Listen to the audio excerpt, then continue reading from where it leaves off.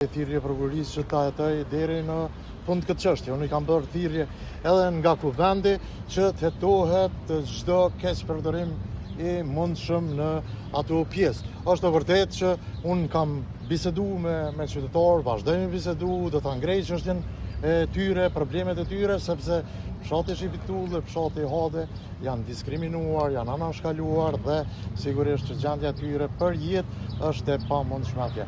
Prandaj unë edhe nga kuvendi so kam qenë deputet dhe sot në cilësinë e kryetarit, unë nga këtu i bëj thirrje qytetarëve të mi që do të më kenë gjithmonë gardian për mbrojtjen e të drejtave. Intervistuar në cilësinë e të dyshuarit apo si dëshmitar? Po, si dëshmitar ata natyrisht që më pyeten për çdo gjë, edhe unë për çka do që unë të di, do t'i përgjigjem prokurorit.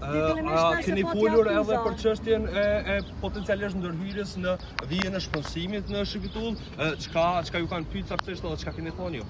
Pika e parë, te prokurori kam tregu që vetë Kallxopikomi për 3 muaj rrodhazi më ka thirrë në telefon, vetë pronarja e Kallxopikomit ka kërku takim që mos të publikohet video dhe sigurisht edhe te e din këto. A keni bazuar këto pretendime? Sigurisht që po i kam bazuar dhe nuk kam rënë pre e shantazheve të mediave, edhe asnjëherë s'do të bi. Kur asnjëherë nuk do të shantazhohem, as nuk do të kërcënohem. Unë do të jem gardian i të drejtave të qytetarëve të mi. Faleminderit. E keni pasur mundësinë edhe me u intervistuar nga ato? Po më urna? Jo keni pas refuzuar edhe intervistën? S'është e vërtetë. Jo, nuk është e vërtetë. Nuk është e vërtetë as pak. As pak nuk është e vërtetë. Nuk e di nëse je ti që më ke thirrë. Po, 4 herë kem lënë takimin. 4 herë kem lënë takimin, në fund më ke thonë. Është i mirë mu taku në tim 4 si mu morë bashkë për këtë mund. Po, është e vërtetë, shumë është e vërtetë. Po, është e vërtetë, zotëri. Po, fiks, unë tregoj jeta gjarës, nuk shantazhohem unë. Nuk shantazhohem. Vetëm që ju e keni publiku. Tregoj jeta gjarës, i kum tregu edhe publikisht jeta gjarës, nuk shantazhohem. Nuk shantazhohem unë. As nuk kërcohem, as nuk shantazhohem. Gjithmonë në mbrojtje të qytetarëve të mi. Ne vazhdoni me bo politikë. Qytetarët po jetojnë keq. Qytetarët nuk kanë kushte për jetë në fshatin Shqipitull dhe Hade. Ndërsa për media e kam një mesazh. Halil Thosi, kryetari i komunës së Obiligjit, nuk shantazhohet. Faleminderit shumë. Unë po them kështu. Nuk më intereson mua nëse mirë është përgjigjur në gjitha pyetjet që i ka parashtuar prokurori. Po çka një marrë në pyetje konkretisht? Tash po ja dëgjoni medioria ju një medium, cili është rasti, çka ka qenë situata? Po, situata ka qenë që unë kam biseduar me banorët për një problem që e kanë në fshatin Shqipitull për shpenzim. Unë kam biseduar me banorët dhe ai injizim më është servu për 3 muaj nga Kallxopikom, si lloj shantazhi apo lloj kërcënimi që nëse e publikojmë të humb ty karriera.